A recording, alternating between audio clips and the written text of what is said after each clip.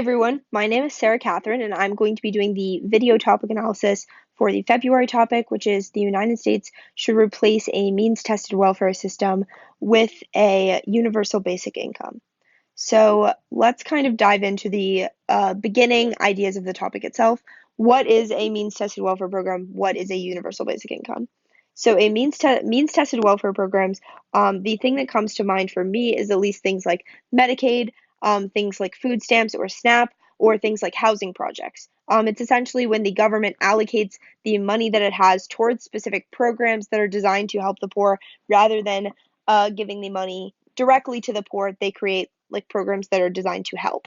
Um, on the contrary, a universal basic income is essentially a program where we use that government revenue that's been collected to give a check to every single American, regardless of how much money they have. That kind of creates a like basic wage or a like quote negative income tax. So we essentially pay everyone a certain amount of money every month, and each individual kind of gets to allocate it for themselves. So what are kind of the basic differences of the systems? So in a means-tested welfare system, essentially each person is allotted a certain amount of money based on their needs, which means that they essentially have to apply for welfare, and the government kind of decides how much money they get. One of the issues with this is obviously in the area of discrimination. There's a lot of like systematic harms that affect people along racial lines, along ability lines, along gender and sexuality lines, etc., meaning that there's a lot of inequality in terms of that allocation. Even more so, a lot of people argue that the means-tested welfare system prioritizes a lot of underemployed individuals over unemployed individuals, meaning that it prioritizes a lot of people who are poor but have jobs rather than those who are unable to find jobs or unable to work because of any sort of condition. Um, on the contrary, a universal basic income creates a kind of baseline sum for every individual person to have, meaning that it's entirely equal. But like one of the drawbacks to this is say like uh, is a lot of people argue that it should be distributed based on need because a universal basic income goes to everyone. Someone with making $100,000 a year doesn't necessarily need the $1,000 check from the government, meaning that a lot of people argue that the money should only be going to people who actually need it because it's kind of wasteful to send it to people who it's not really going to matter for that much. So let's kind of go into a lot of the basic arguments on the topic.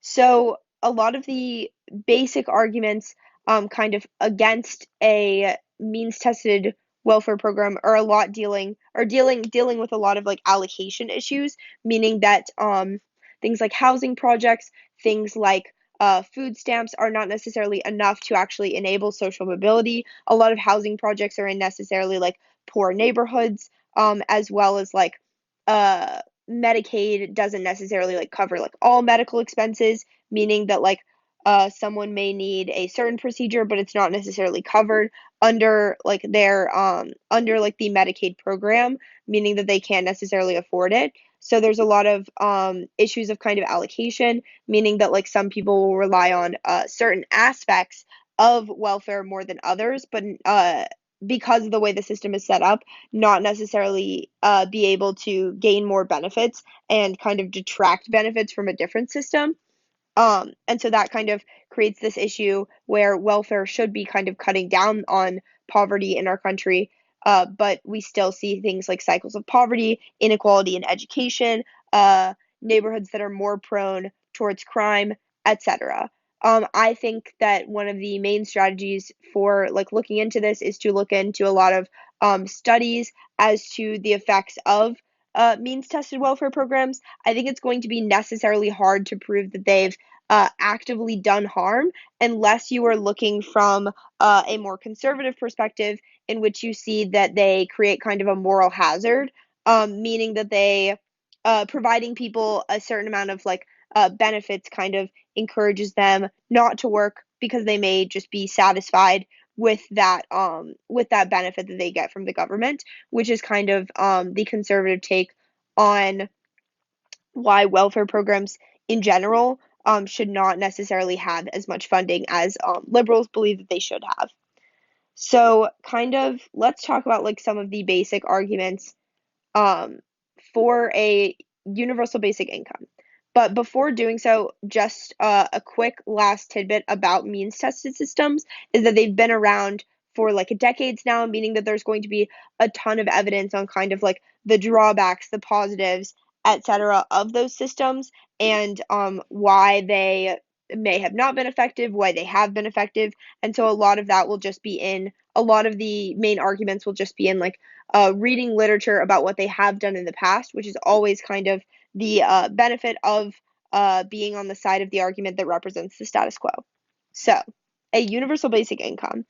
One of the main arguments for a universal basic income is also along the lines of this allocation issue, meaning that each individual has the ability to kind of designate a certain amount of funds to what they need the most. Meaning, say I'm an individual who has a lot of medical expenses, but I may not need to live in like a super nice house. Then I can allocate the money towards my medical expenses and kind of save in other areas. And this kind of allows the individual freedom of each individual being able to kind of like budget their money properly to their needs rather than having the government kind of do that for them. Even more so, a lot of people argue that a universal basic income will kind of alleviate poverty and alleviate issues of income inequality. Meaning, for example, if I make $100,000 a year and get $1,000, it's not going to mean that much to me or increase my purchasing power by a ton. But if I'm making say like $50 a year, that's like a ridiculously low amount, but definitely probably realistic. Then $1,000 a month is going to be like mean the world to me because it's going to like drastically increase like my purchasing power, which means that kind of the poor will be able to afford a lot more things while the rich will kind of stay rich, which will kind of cut down on income inequality issues. To give kind of a basis on this, income inequality has been a super big issue on a lot of economic topics, but the kind of idea is that when the poor are kind of remaining on the same level or getting poorer and the rich are only getting richer, it means that, like, for example, certain stores or just the markets in general can charge more money for certain like products like food, like other products, and um, the majority of citizens can afford to buy those products at a higher price, while the poor are kind of like quote unquote like priced out of that system. That's like one very common example of why income inequality is bad. So a lot of people believe that a universal basic income, because it allows the poor to kind of allocate the money where they want it to go, will allow them to will give them more ability to actually achieve social mobility and alleviate poverty. One of the central issues I think around this topic and around a universal basic income is how much money are we actually going to be giving each individual every single month. This is definitely a contentious issue because while the program as a whole has a lot of like bipartisan support, um, there's a lot of differences over how much money should actually be allocated. Obviously, a more conservative crowd may believe that it should be less money to kind of prevent like the moral hazard of like almost like encouraging people not to work. While a like liberal kind of mindset would say we need to provide more money so that people can actually be able to have like more flexibility in terms of purchasing. Um, Another kind of central issue around this topic when it comes to the universal basic income is in the wording of the resolution because it's not kind of providing a lump sum to each individual while still having access to things like food stamps, like Medicare, etc. It's necessarily replacing a lot of those programs with this kind of lump sum of money, which means what necessarily happens when we kind of implement this program. And I think that that's something that needs to like be looked into and explored by each AF to kind of determine what a world with this resolution would actually look like. I think a lot of teams will necessarily make the mistake of only arguing like, oh, a universal basic income is going to be good. That can be a common issue. Like obviously, a neg team could argue that a universal basic income will be bad, and it will be strategic for them in a lot of situations to argue that. But a neg team can also argue that a universal basic income is not a bad idea, but that it shouldn't replace means tested welfare programs. So the burden of proof for the AF is to replace these systems that are currently in place, not just to pass a universal basic income. So even more so, uh, some of the other like arguments in terms of flexibility of purchasing come with like the ability to kind of leave a bad job and like find a better one. For example, say I'm a worker who just like hates my boss, I like hate my job, but I rely on that for basic needs like buying my food every month, paying my rent, etc. A universal basic income, in theory, allows me the flexibility to like leave my job and look for another one and still know that I can put food on the table for myself and for my family in that process. It also means that I don't necessarily have to accept jobs that are super low paying or that are not beneficial to me because I know that I can already gain a certain amount of income every month, meaning that I have like more flexibility in terms of job choice or in terms of just like choosing to maybe like pursue education, etc. Um, Even more so, I would say that there is a lot more flexibility also in terms of um, just like whether or not to work at all. A lot of people necessarily see having a job as like necessary, but there are many people who kind of like don't necessarily have the ability to like work a 9 to 5 job or like work even a like more basic job, meaning that this program kind of provides the same benefits necessarily to the underemployed as to the unemployed, meaning that if I'm a person who is like unable to work a job for any given reason, I can still have a like living wage and enough money ideally to like spend on like basic sustenance.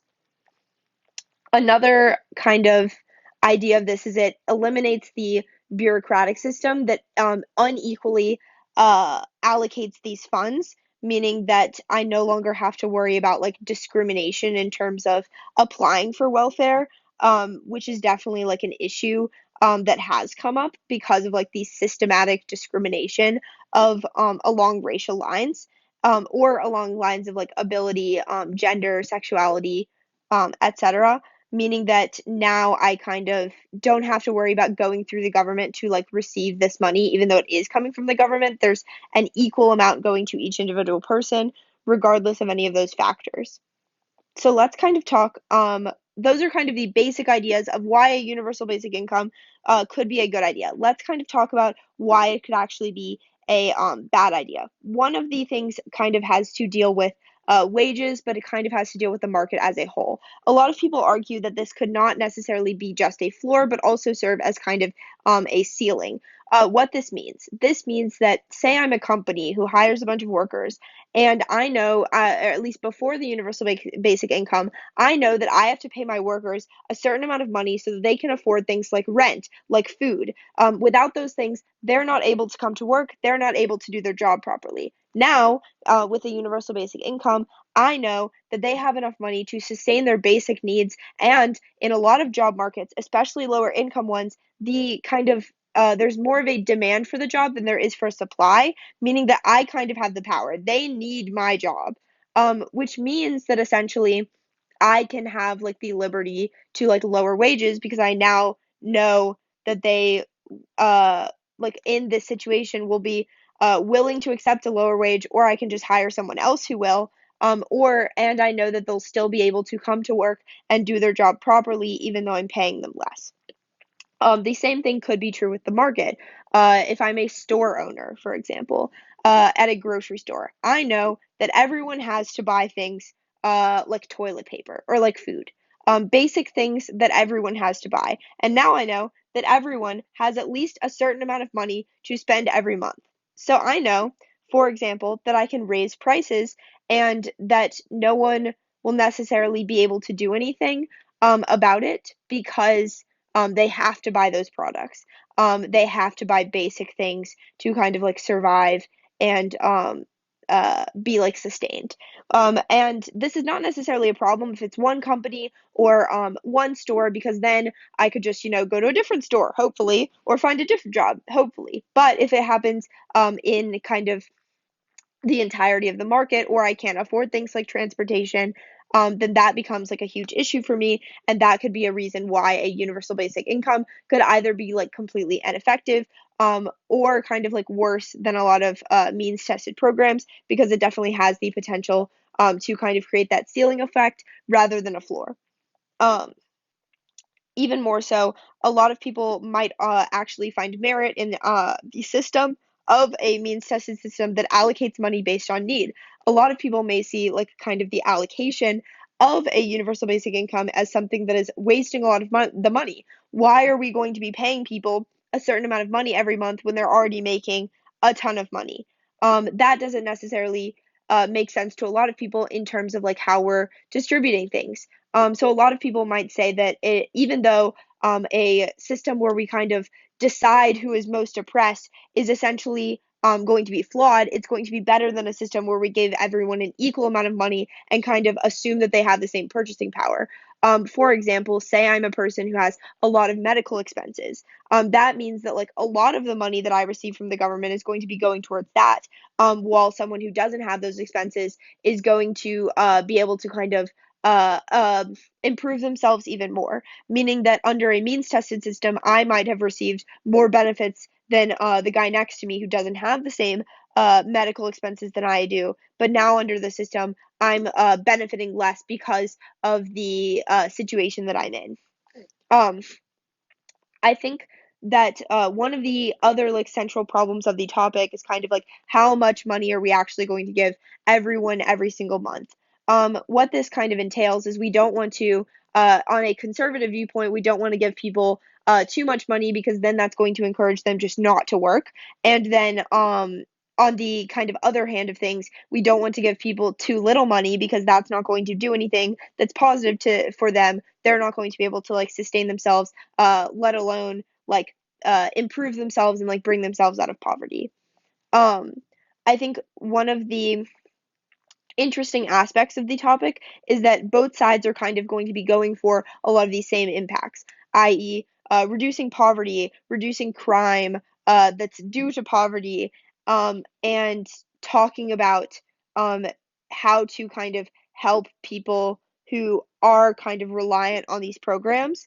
But a lot of the kind of weighing on this topic is going to be which side actually solves for that better. And then, so I think a lot of this topic is going to be more about the warranting and like the link level of like why this program is better than that program, rather than kind of the impacts. Lastly, we should definitely talk about why this topic has like come to light and why this is such a big issue right now. The main issue is that a lot of people believe that things like automation, artificial intelligence are going to wipe out like 40% of the jobs in the next few decades, which means that a lot more people are going to be reliant on the welfare state. Many people right now believe that our welfare systems are definitely like not equipped to kind of take on all of those people who might become jobless in the next few decades, meaning that we need some fundamental reforms in terms of figuring out how to handle just a ton more people who aren't able to kind of like make ends meet or live paycheck to paycheck. Um, this has also come up in things like the Democratic debates. Andrew Yang, for example, is a huge proponent of the universal basic income, also wrote a book about it. And there are currently a lot of studies going on. For example, like some countries have implemented systems that are similar. For example, like Brazil implemented a program that's somewhat similar. Finland ran a pilot of this, as well as some communities in California and some think tanks are kind of running pilots of a system that is kind of similar to this. And so that's definitely something to look into when looking into the universal basic income. Kind of last thoughts about just the month of January, or not January, February. This is kind of the last month of like regular season debate for a lot of debaters, and it's a month with a lot of highly competitive tournaments, as well as a lot of like state qualifiers or nationals qualifiers. So it's definitely going to benefit you to like think in depth about strategy on this topic, and to find a lot of really solidly warranted arguments to beat out your opponents, since it's not necessarily going to be a debate about poverty is more important than X issue. It's definitely going to be super necessary to have arguments that are logically sound and make a lot of sense in terms of the US economy. So I would definitely recommend kind of looking into a lot of the economic issues of this topic and considering what the resolution actually entails rather than just looking into arguments about why a universal basic income could be good and why a universal basic income could be bad. With that, I hope this was helpful and good luck in February.